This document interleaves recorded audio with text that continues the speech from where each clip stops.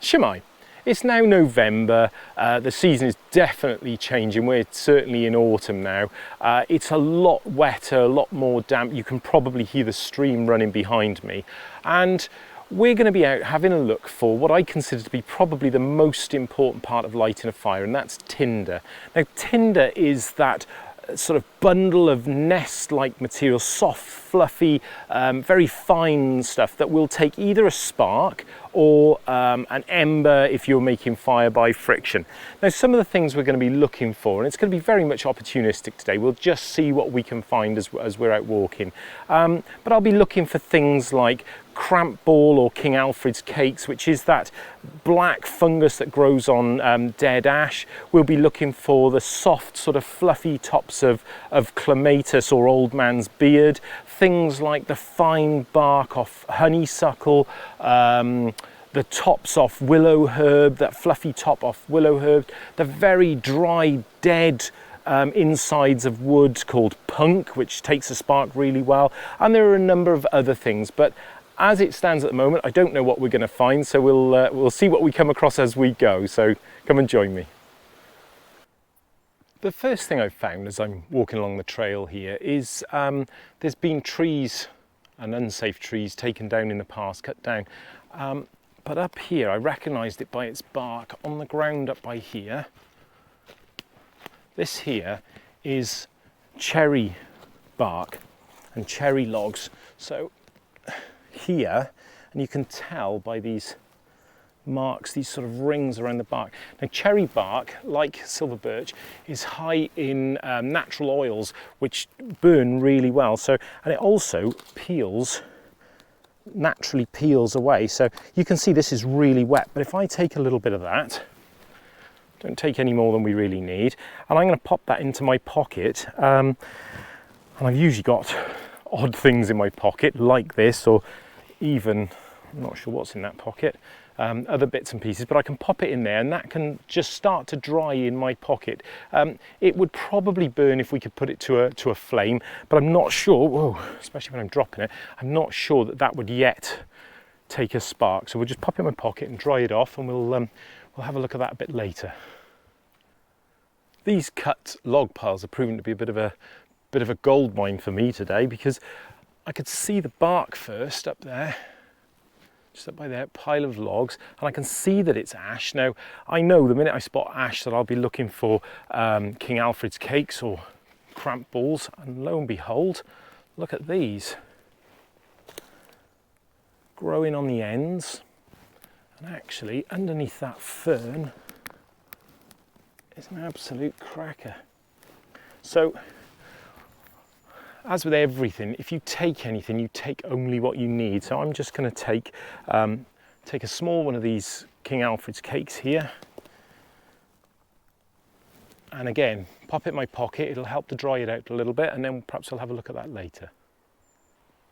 Okay, so the log piles are actually proving to be even better, because just by there I can recognise that just by the shape and the bark underneath that moss, that there was once a silver birch tree, and those are a bit big because what we're looking for is that shiny white bark, and to peel some of that. But over the other side of the track by there is another stack of silver birch, and yeah, it's starting to cover over in moss, but this bit here, if we're careful, we might be able to just peel. There we go. So you can see that's just peeling up, and that's what we want, just a bit of this outer bark here. See if we can just tear that off, and that's what we want. So this silver birch bark will be loaded with oils that'll be excellent for starting a fire. We're out of the woods now and back onto the road, and it doesn't look a lot, but this here is another really, really useful plant for taking a tinder. Now this is fern.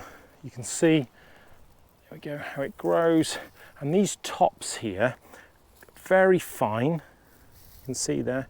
And what you do is you take the stem and you just strip it up like that, and that is all you really need. So I'm going to pull a couple of those off, and same, back into my pocket. So I'll have a right little bunch of treats by the time we get back. Along the lane a bit further in the hedge, I can see this tangled mass up here. Now I'm going to scrabble up the bank to the hedge, and this here, this tangled mass, and you can just see the leaves on it there. This is honeysuckle. Now this isn't, this hedge here I'm not going to interfere with, but honeysuckle you can normally peel off like fine strips of bark, and those fine strips of bark, I don't know if you can just see, that's very tricky to see it there, but those fine strips of bark, if you can collect enough of it, will take a spark and also obviously work well with an ember. But I'm going to leave the honeysuckle there, but like I say, the honeysuckle bark you can peel off and it will make a good tinder. I'm just a little bit further again along the road. This hedge is really giving us some good stuff, and I've got here old man's beard or clematis. It's this trailing, clambering plant that can smother hedges. We've looked at it previously, but it's the seed heads that we're looking for. It's these fluffy tops that you can see there. Now I'm going to collect a handful of those and pop them in my pocket, and they will take a spark really well. But the beauty of clematis is that this trailing, tangling, you can see in there, I've got to watch because there's bramble and things in there as well. This trailing, tangling, oh, that one's dead, stem you can peel the bark off it, and it'll come off in these thin strips like that. And those thin strips, if you collect enough of it, can be buffed to make a very fine tinder as well. So clematis actually has two uses, very, very useful. As I say, always the opportunist. I'm just going to head back into the wood to look for some punk wood. And actually, down here, and I know we looked at different fungi before, but look, some puffballs, earth balls. These are the ones that when you squeeze, send out, there's a nice big one up there, send out the puffs of brown spores. Amazing. Okay, so we're just back inside the wood, and what we're looking for now is punk wood. Punk wood is the really, really rotten wood. It's gone almost like to powder, and there's a branch here that I can see partly hung up, and I'll just show you the kind of thing that we're looking for. So here, if I follow the stem down, you can see it's caught up in between that ash tree there. But here, you can see, now this is obviously going to be getting wet. Water's going to be getting into this. But what we're looking for is this. Now that is crumbly and soft, but I can feel that that's damp. But if we broke this away, there we go, that's coming away, and we broke into that, I can still feel that's damp, but by breaking to the inside of wood like that, this is crumbly, it's soft, and actually this, I can feel that this is a bit damp, but you can see by buffing it like that and breaking it up how that, when it was dry, would take a spark. Okay, I've just popped into a neighbour's garden as well. I've asked them if I could take one of these fluffy heads off their pampas grass, because it sort of fulfills the criteria of everything we're looking for. We're looking for something that's very fine, very feathery, will make a nice sort of nest-shaped ball. So I'm going to take one of these and we'll try one of these as well.